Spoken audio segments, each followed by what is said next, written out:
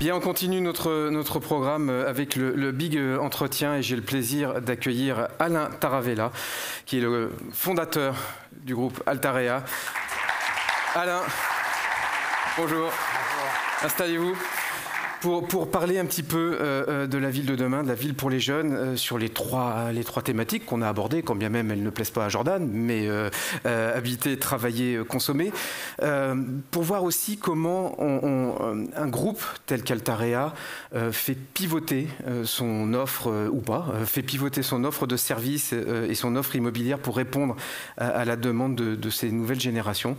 On va commencer par habiter. C'est vrai qu'on n'a pas parlé, mais c'est venu un peu en filigrane, du pouvoir d'achat, de la capacité à pouvoir acheter son logement. On voit que l'envie d'être propriétaire, elle est toujours là.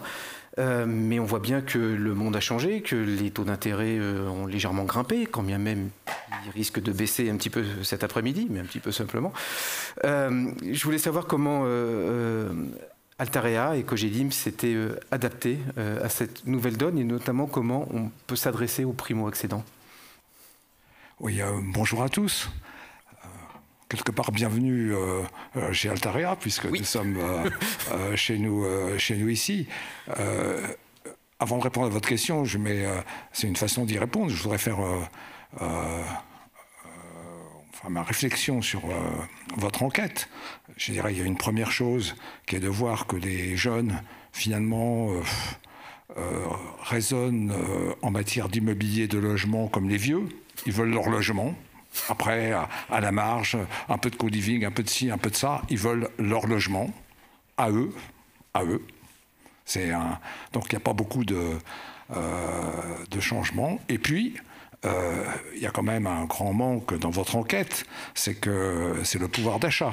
Donc là, on a ce dont on rêve quand on est dans son lit, qu'on est jeune et qu'on voit où on a envie d'habiter. Mais il y a quand même un petit critère qui est l'argent.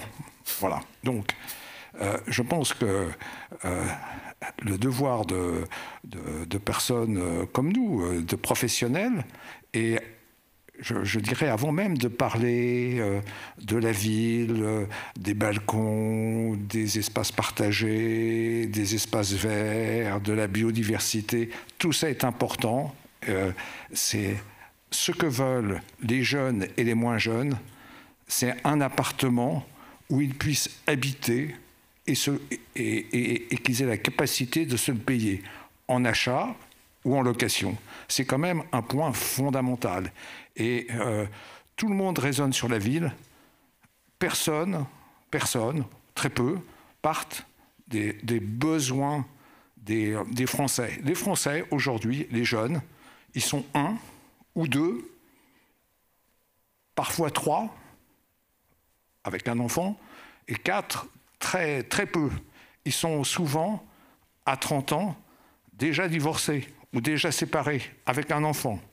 Donc, aujourd'hui, on a une mutation de la société française qui fait que la famille n'est plus ce qu'elle était avant.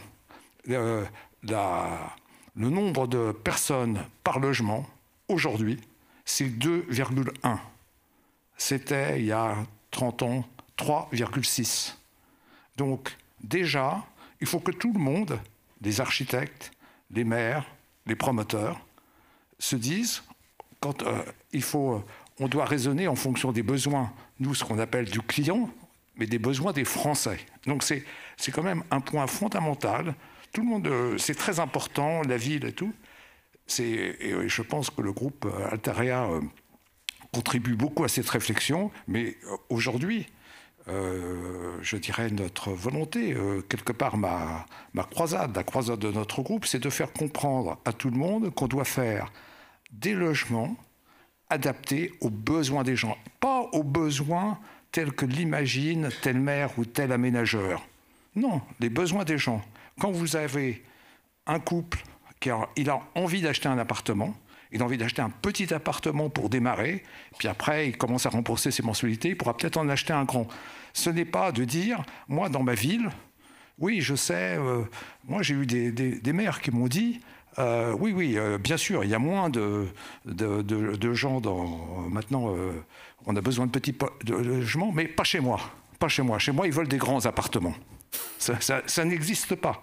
Donc, aujourd'hui, notre problème, la ville de demain, elle est faite, bien sûr, de tous les aménagements, tout le travail qui est fait est absolument nécessaire, mais il faut faire des logements que les gens puissent habiter. Et je dirais, le co-living, c'est très bien. C'est un tout petit segment de marché. On parle de plein de petites choses qui sont des petits segments de marché. Le logement, c'est le logement familial où aujourd'hui, la famille française qui est de 2 à 3 personnes puisse habiter, puisse se le payer. Donc ça, c'est un point. Comment faire des logements compacts, abordables, parce que malheureusement, les prix ont monté, etc. La deuxième chose que je voulais dire, c'est que pourquoi on en est là? On parle de crise immobilière. Ce n'est pas une crise immobilière, c'est une crise du logement, de l'habitat. Depuis 20 ans, 25 ans, les prix, l'inflation, les salaires ont augmenté de 50%. Je simplifie. Le prix des logements a monté de 100%. Comment on a pu se payer ça? On a pu se payer ça parce que pendant ces 25 ans, les taux d'intérêt ont baissé et comme les taux d'intérêt avaient baissé, les banques ont accepté de proroger les crédits. Il y a 30 ans, les crédits étaient à 4 ou 5% et étaient sur 15 ans. Et ils sont descendus à 2% sur 25 ans. Donc ça a payé le différentiel. Ce différentiel, où est-il allé? C'est quand même juste un... Bon, ce différentiel a permis d'avoir des appartements plus vertueux sur le plan de l'énergie. Ça a permis de payer les propriétaires fonciers plus cher. Ça a permis de faire des équipements. Ça a permis de faire de l'urbanisme qui soit bien, de faire des espaces partagés, de faire tout ça, que les promoteurs gagnent plus d'argent, tout ça. Et patatras, en 2022, les taux d'intérêt montent. Donc aujourd'hui, un des problèmes que nous avons, c'est que nous ne sommes pas capables de construire des nouveaux à un prix que les gens peuvent se payer. C'est ça la crise immobilière. C'est que les taux d'intérêt ont monté et les valeurs n'ont pas baissé, comme vous le disiez tout à l'heure. Bah, ça ne peut pas marcher. On va vers une crise phénoménale du logement. Donc, il faut... Mais on savait bien que les taux n'allaient pas rester à zéro toute Oui, mais... pas de surprise. Oui, mais il faut faire rentrer le dentifrice dans le tube au niveau des prix. Hein, il faut que les valeurs baissent. Il faut que les valeurs baissent. Pour que les valeurs baissent, ça a été dit, je ne vais pas répéter tout ce qui a été dit. Il faut travailler sur les produits, faire des logements plus compacts, faire baisser les prix de revient des entreprises. Ça tombe bien, puisqu'elles n'ont plus de travail, donc elles baissent leurs prix. C'est faire baisser le prix des fonciers, convaincre les maires de faire des petits logements. C'est tout ça qu'il faut faire. Et aujourd'hui, en matière de... Vous posez la question sur les primo-accédants, il y a effectivement, comme les taux d'intérêt pour les primo-accédants, grâce au prêt à taux zéro, au taux zéro. Et aujourd'hui, c'est pour ça que nous avons lancé une formule, qui est une formule Access, que nous développons, et par Cogedim et par Woodeum, qui sont nos deux marques de promotion. C'est un concept global. On fait un appartement compact, avec toutes les fonctions, où on est bien, pour la famille telle qu'elle existe, c'est-à-dire 3 personnes, 4. On fait un 3 pièces de 57 mètres carrés pour que vous êtes dans l'enceinte d'Altarea. Donc je vous invite, là au même niveau qu'ici, on a un appartement témoin de 57 mètres carrés que l'on montre aux maires, aux aménageurs, pour dire oui, on peut faire des appartements compacts où les gens soient bien avec toutes les fonctions. Et il faut arrêter de vouloir faire le bonheur des gens malgré eux en disant les gens doivent vivre dans 75 mètres carrés ou 70 mètres carrés, mais ça, malheureusement, ils ne peuvent pas se le payer.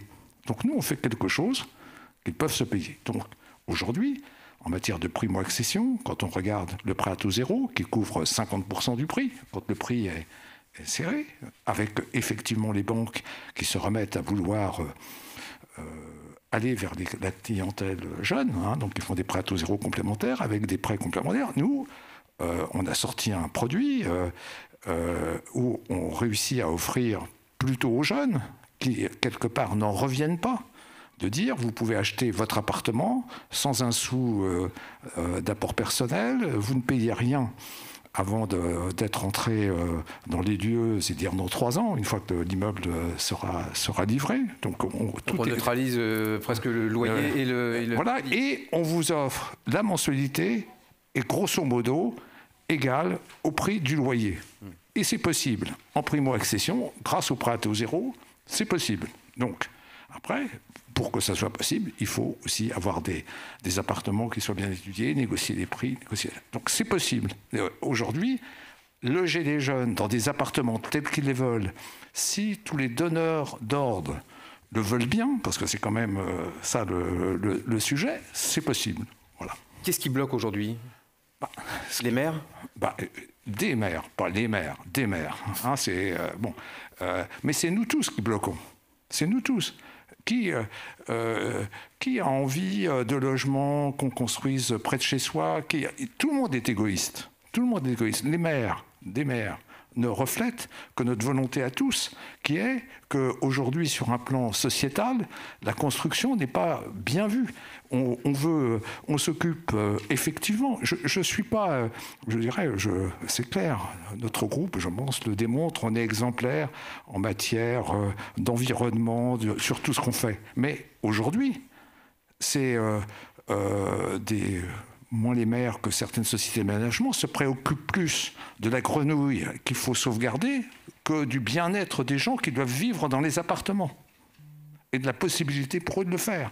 Donc, je dis, il faut bien sûr s'occuper de tout cet environnement, mais il faut s'occuper des Français, des clients. Qu'est-ce qu'ils veulent? Qu'est-ce qu'ils peuvent se payer? Ce qu'ils veulent, c'est très bien, on voit, tout le monde a envie d'espace, mais les gens, fondamentalement, préfèrent avoir un petit logement compact, bien foutu, qu'ils peuvent se payer, que de regarder un grand logement qu'ils ne peuvent pas se payer. Qu'est-ce qu'on doit attendre du prochain gouvernement, s'il faut attendre quelque chose? J'ai la réponse. Non, mais en fait, il faudrait un ministre du logement. Que peut faire le gouvernement? Il peut jouer sur les normes et la fiscalité. Plutôt sur la fiscalité, parce que les normes, c'est encore pas complètement enfin, c'est dans son pouvoir, mais c'est quand même très réparti. Aujourd'hui, en matière d'urbanisme, pour régler le problème du logement, j'ai vu comme vous, il n'y a pas de ministre du logement à Paris, mais nous en rencontrons 36 000 tous les jours en France. Les ministres du logement, c'est les maires. Et chaque maire estime, et c'est probablement légitime pour partie, de savoir ce qu'il veut pour sa commune. Mais personne, il n'y a plus d'autorité, y compris morale, même pour dire tout le monde est responsable de loger les Français. Non.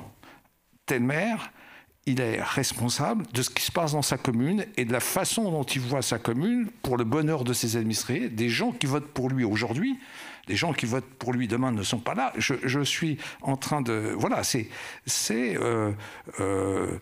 donc, une meilleure fiscalité, j'y crois pas trop. Donc, moi, je pense que le sujet, c'est de travailler avec les architectes. C'est ce qu'on est en train de faire. On a réuni un groupe d'architectes pour travailler comment on peut faire des propositions différentes de celles qui ont été faites. Vous parliez du rapport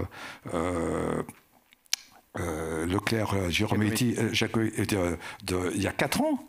Moi, je les ai vus. C'est des gens très intelligents. Ah, ils m'ont dit, mais nous, on ne nous a pas parlé de contraintes économiques. On nous a pas... Donc on a fait quelque chose qui nous paraissait bien. Hein, mais en faisant ça et en appliquant ça, vous ne permettez pas à toute une couche de population de devenir propriétaire ou même locataire. Donc voilà, il faut que la donnée économique... Alors je sais que c'est pas drôle, il vaut mieux rêver. Mais nous, on est les pieds sur terre. on doit faire des produits qui soient vendables. Et aujourd'hui, en primo-accession, si on fait des efforts, c'est possible.